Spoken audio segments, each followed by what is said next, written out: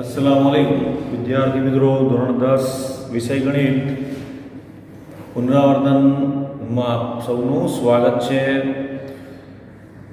મિત્રો, ઘરે રહીને તમે અભ્યાસ કરતા જશો એવું માની લઈએ, પણ ઓનલાઈન શિક્ષણ હજુ પણ ચાલુ જ છે અને તમને જે પ્રશ્નપત્રની અંદર પરીક્ષાલક્ષી શું પૂછાઈ શકે એની માહિતી અત્યારે આપતા રહીશું। તો સેક્શન ડીના પ્રશ્નોની વાત કરેલી કે સેક્શન ડીના 4 માર્કના પ્રશ્નો છે, એમાં 2 પ્રમેય અને 2 રચના આપણે પાકી કરી નાખીએ તો પછી પ્રશ્ન એક જે છે યાદ કરવાનો હોય અને એ પ્રશ્નની તૈયારી રૂપે મધ્યસ્થ તમારે બરાબર ભણવાના છે।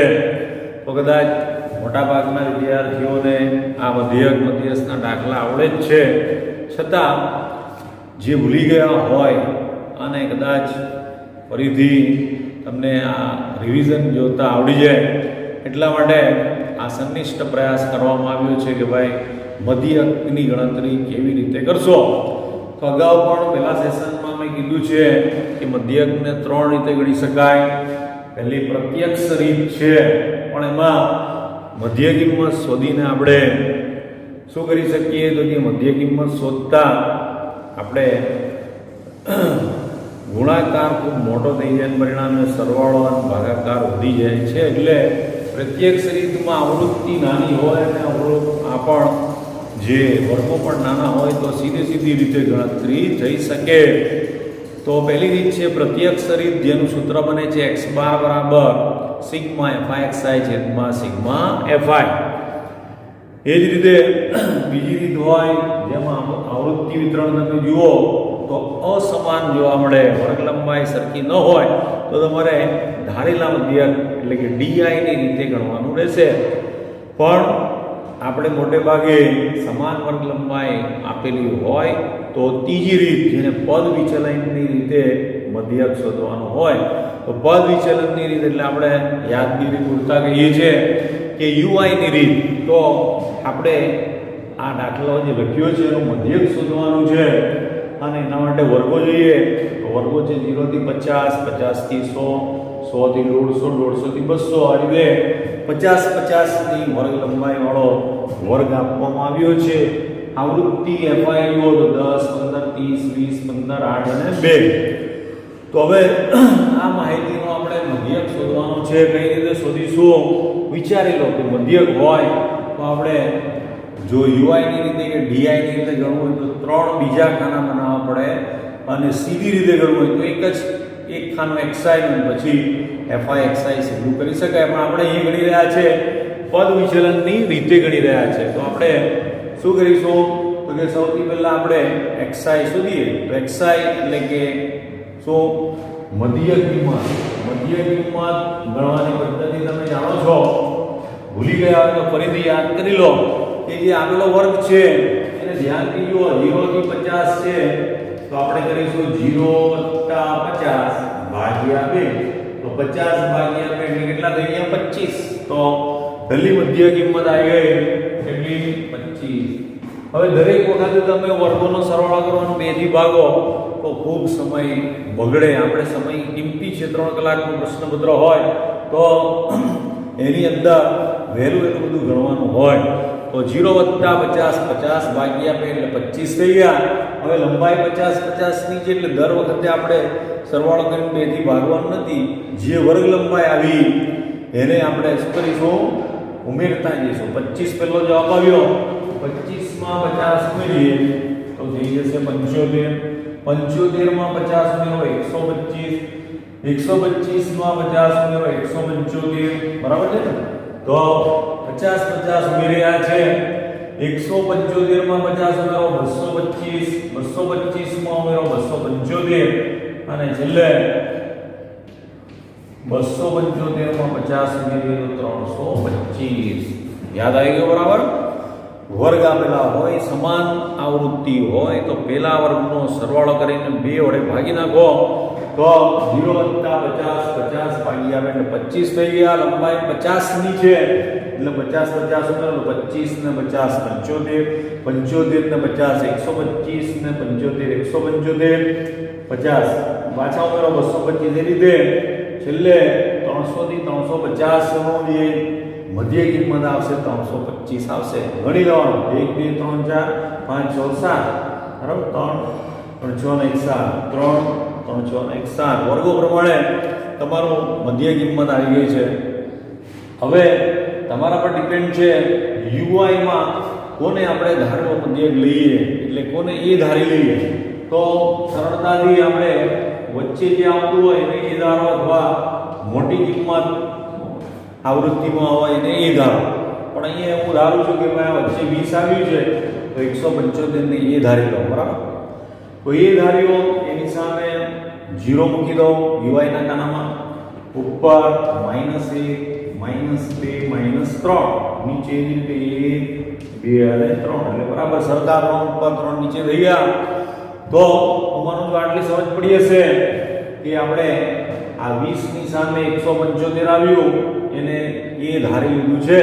બરાબર, તો યુઆઈ શું થાય એટલે xi - a c એટલે કે h લખો તો પણ ચાલે. તો પરિણામે આ સૂત્ર તો લખવાનું પડે, ધ્યાનમાં શું રાખવાનું કે એ જ્યાં મૂક્યું છે ત્યાં 0 મૂકી લો. ઉપર ઋણ 1 ઋણ 3 નીચે 1 2 અને 3. બરાબર, સમજ પડી હશે. હવે આગળ વધીએ. f આવૃત્તિને આપણે fi કહીએ છીએ અને આ ui છે તો બંનેનો ગુણાકાર કરીશું તો 10 ગુણ્યા 3 10 તાલી કેટલા થઈ ગયા 30. 15 ને 2 સાથે ગુણો તો 15 દુ પણ 30 અને 30 ને 1 સાથે ગુણો તો 30 એકા 30. હવે ઉપરના ઋણનો ગુણાકાર થઈ ગયો. હવે આપણે 20 ને 0 સાથે ગુણીએ તો ભૂલમાં 20 ન લખાઈ જાય, ધ્યાન રાખો. 20 ગુણ્યા 0 એટલે 0 થઈ ગયો. બરાબર, ઉતાવળમાં આપણે 20 ગુણ્યા 0 20 લખી દે, બધું કામ ઉલટું થઈ જાય. 20 ગુણ્યા 0 ગુણાકારની શુદ્ધ સંખ્યા છે, તટસ્થ છે. 20 ગુણ્યા 0 બરાબર 0 જ થાય. તો 15 એકા 15 લખીશું. હવે 8 દુ 16 લખીશું. આ બેનો ગુણાકાર ચાલે છે અને 3 દુ 6 લખીશું. તો આટલી સમજ તમને પડી હશે. આપણે શું કર્યું ફરીથી રિવાઇઝ કરીએ. આપેલા વર્ગમાં મધ્ય કિંમત શોધવા માટે આ રીતે પહેલા વર્ગનો સરવાળો કરો 2 થી ભાગો. બરાબર, તો 50 ભાગ્યા 2 એટલે થઈ ગયા 25. હવે દરેક વખતે આવું કરવાનું નથી. વર્ગ લંબાઈ આપણી 50 માંથી 0 ગયા, 100 માંથી 50 ગયા, દરેક વખતે 50 ની વર્ગ લંબાઈ છે તો એ 50 કેટલા છે? 25 માં 50 ઉમેરો 75 માં 50 ઉમેરો 125 125 માં 50 ઉમેરો 175 એ રીતે આ લંબાઈ ઉમેરતા જાઓ તો આ એક્સાઇન સાંભળી લો. હવે તમે આમાં વચ્ચે જે આવતું હોય એને 0 લઈ લો એટલે કે ધારા મધ્ય એ લઈ લો અને નિશાન યુઆઈ માં 0 મૂકો. ઋણ 1 ઋણ 2 ઋણ 3 એટલે 2 ને 3. હવે આમાંની સાથે ગુણાકાર 2 અને 4 નો ગુણાકાર કરો. ઘાત નંબર 2 અને 4 યાદ રાખો તો પાંચમું કામ FI UI મળશે. તો FI UI કર્યું આપણે 10 તાલી 30 30 15 દુ 30 30 30 એકા 30 30 20 ગુણ્યા 0 0 15 એકા 15 8 દુ 16 અને 3 દુ 6. હવે શું કરવું તો કે ભાઈ ઋણનું અલગ અને ધનનો અલગ સરવાળો કરો. ઋણનું આપણે સરવાળો કરીએ તો 30 તારી કેટલા થઈ ગયા 90 30 30 30 બરાબર. અને એ 6 નંબર જગ્યા ને 17 7 દી 1 37 થયા. બરાબર, તો 6 નંબર જગ્યા ને 6 17 7 દી 1 37 પ્લસ થયા. તો બંને માં મોટું 90 છે તો 90 માંથી 37 બાદ કરો. 10 માં નિશાન ગયા 3 અહીં ઓછું થઈ ગયું. 8 માંથી 3 ગયા 5 -53 વધે છે મિત્રો. તો અહીંયા લખીશું સિગ્મા FI1 બરાબર -53 થયું. બરાબર, -53 સિગ્મા FI1 આવ્યો. હવે સૂત્રને યાદ કરો. બોલો સૂત્ર શું થાય ભાઈ? તો સૂત્ર બને છે મધ્યક x બાર બરાબર ધારેલ મધ્યક e વત્તા સિગ્મા FI સિગ્મા FI ગુણ્યા h. બરાબર, તો આ તમારું સૂત્ર બોલાવવું ના જોઈએ. સૂત્ર યાદ થઈ ગયું. હવે કિંમતો જુઓ કે એમાં સિગ્મા એફઆઈ પણ આવે છે, એટલે આનો આવૃત્તિનો સરવાળો કરવો પડશે. ધ્યાન દીજો 5 ને 5 10 ને 18 ને 20 0 વધી 2 ને 4 ને 7 ને 9 ને 10 એટલે સહેલું કામ થઈ ગયું. સિગ્મા એફઆઈ તમારો 100 આવે છે. તો હવે બધી જ કિંમતો આપણી પાસે ઉપલબ્ધ છે. તો કિંમત મૂકીએ. એ ધારેલો મધ્યક ધ્યાન દીજો આ એ ધાર્યો છે 175. અહીંયા હું લખી દઉં 175 વત્તા સિગ્મા એફઆઈ આવ્યો -53 સિગ્મા એફઆઈ નો સિગ્મા એફઆઈ 100 આવ્યું છે. સહેલું કામ થઈ ગયું. અને ગુણ્યા h એટલે વર્ગમૂળમાં આપણે 50 છે, બરાબર. તો 175 વત્તા ઓછા ઓછા થઈ ગયો. અહીંયા 50 નું 100 ભાગ ચાલી ગયો, બરાબર. તો વધ્યા 53 ભાગ્યા 2. તો 53 ને 2 થી ભાગો.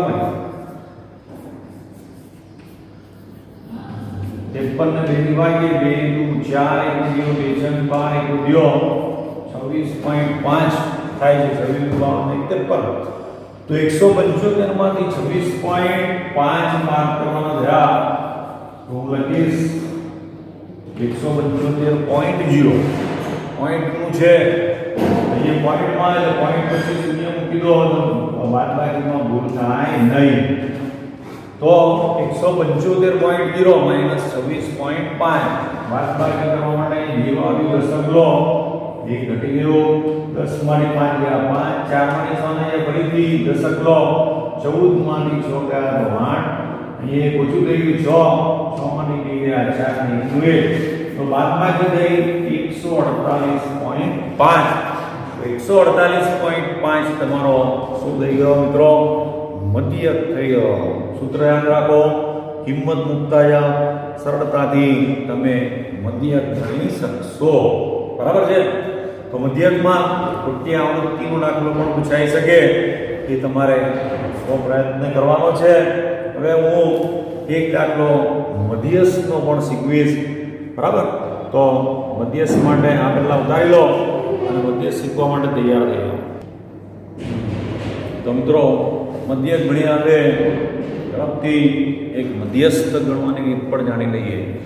રકમ જુઓ, મધ્યસ્થની રકમ આ રીતે છે. વર્ગ આપ્યો છે 0 થી 100, 100 થી 200, 200 થી એ રીતે 500 થી 600 છે. આવૃત્તિ આપી છે 64, 62, 84, 72, 66, 52. તો પૂછ્યું છે મધ્યસ્થ. કેટલીક વાર આપણે ઉદાહરણમાં મધ્યસ્થને મધ્યક વાંચી લઈએ, મધ્યકને મધ્યસ્થ વાંચી લઈએ તો ગણતરીમાં ભૂલ થઈ જાય. મધ્યક આપણે ગણવાનો હોય તો 3 ખાના બનાવીએ છીએ. ધારેલા મધ્યક માટે પણ, ડીઆઈ માટે પણ અને યુઆઈ માટે પણ. તો અહીંયા મધ્યસ્થ છે એટલે તમારે મધ્યસ્થ હોય તો તમે યાદ રાખો છો માત્ર એક જ ખાનું બનાવવાનું હોય અને એને કહેવામાં આવે સંચયી આવૃત્તિ, CF.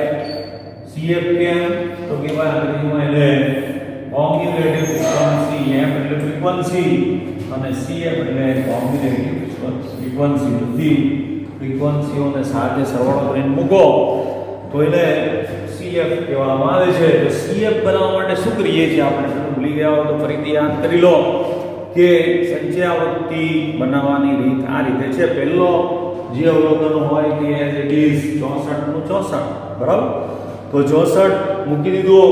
હવે 64 માં બીજા આપણે ઉમેરીએ 64 + 62.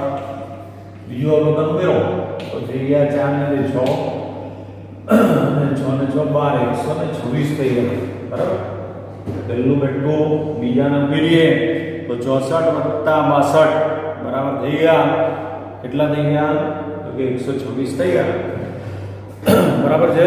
64 + 62 બરાબર 126. હવે જો આગળ વધી જે જવાબ આવ્યો એમાં આગળની આવૃત્તિ ઉમેરતા જઈએ. 126 માં 84 ઉમેરો, 6 ને 4 200 વધી 1, 8 ને 3 11 વધી 1, 210, બરાબર. 6 4 200 વધી 1, 13 ને 8 21. ચાલો હવે 210 માં 72 ઉમેરો, 2 7 ને 8 282, 282 માં 66 ઉમેરો, 6 ને 2 8, 8 ને 14 4 વધી 1, 348 અને છેલ્લે 348 માં 52 ઉમેરીએ તો 8 × 10 = 1 5 × 10 = 400 થઈ ગયા.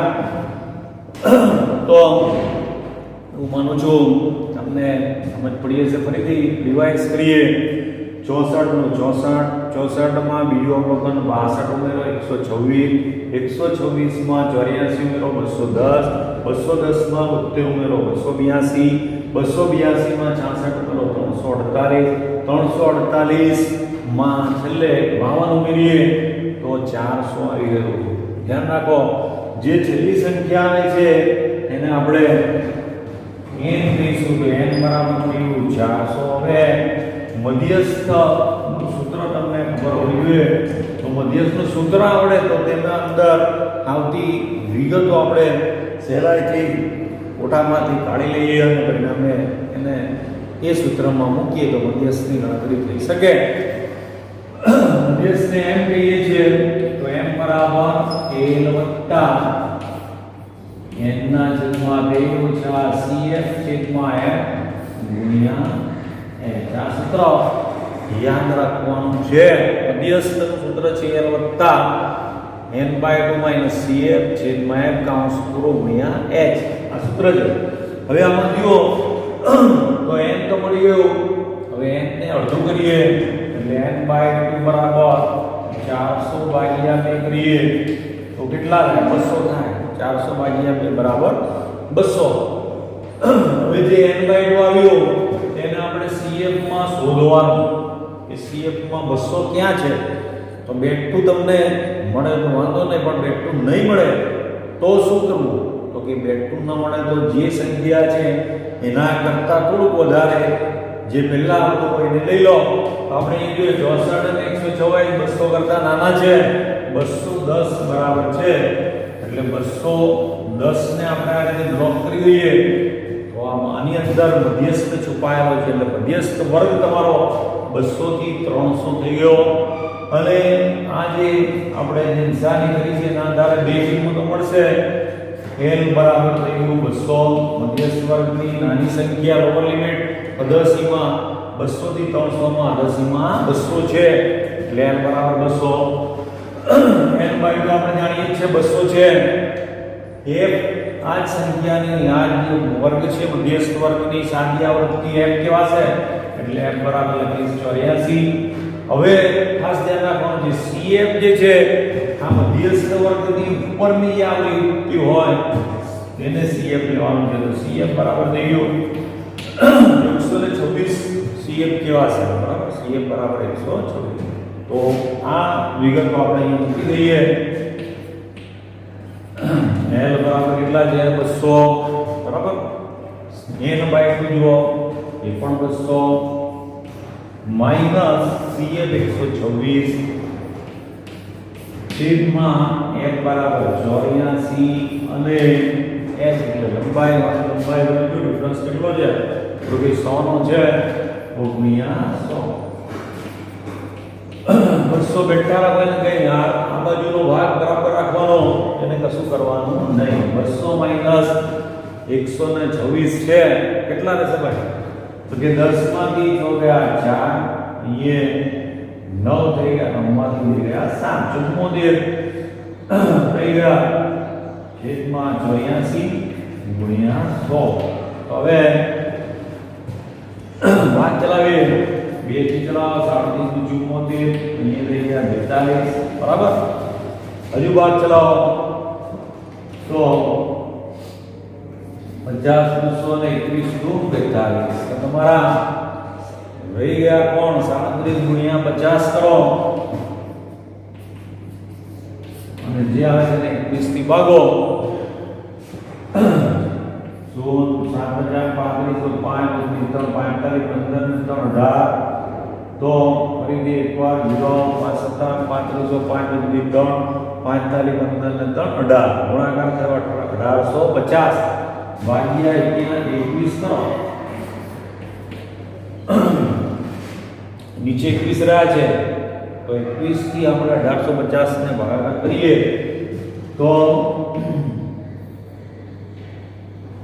1850 18 નાનું એટલે 3 સંખ્યા લઈ મળશે 8 થી ચલાવો 21 18 8 168 21 નવા કરી 9 18 179 વધી જાય છે એટલે 8 થી જવાનું 21 28 168 બાદબાકી કરો 15 માંથી 8 ગયા 7 બરાબર ને 15 માંથી 8 ગયા 7 7 માંથી 6 ગયા તો 1 હવે વધ્યું 0 તો હવે ફરીથી તમે જોઈ શકો અહીં 168 આવ્યું છે ફરીથી 8 થી ચલાવો 21 168 તો 2 વધશે સંખ્યાઓ વધી ગઈ બરાબર તો અહીં આપણે પોઈન્ટ મૂકીએ 0 મળશે 21 21 ઓછું પડે છે એટલે 0 અને પરિણામે 21 નવા કરીએ 109 આટલું થશે તો 88.09 તમારું થાય છે તો આપણે એને પૂર્ણાંકમાં કરી નાખીએ તો 88.10 જેવો પૂર્ણાંક જવાબ આવે જે આપણે એડ કરીશું તો 200 + 88.10 એટલે થઈ ગયા 288.10 તો તમારો જવાબ આવશે 288.10 ભાગાકાર આ રીતે 0 9 લખશો તો પણ ચાલશે અને જવાબ 288.09 પણ પૂર્ણાંકમાં આપણે ભાગ ચાલે છે એટલે કરી દીધો તો 288.10 તમારો જવાબ આવશે મિત્રો તો અહીંયા બે રીત સેક્શન ડી માં આવતા પ્રશ્નો મધ્યક અને મધ્યસ્થની શીખવી છે હું માનું છું તમને ફરી યાદ આવી ગયું હશે પુનરાવર્તન માટે જરૂરી એવો 4 ગુણનો પ્રશ્ન વારંવાર કરજો આ જ રીતે અને આ જ સરળ રીતે તમારે ગણવાનું રહેશે મિત્રો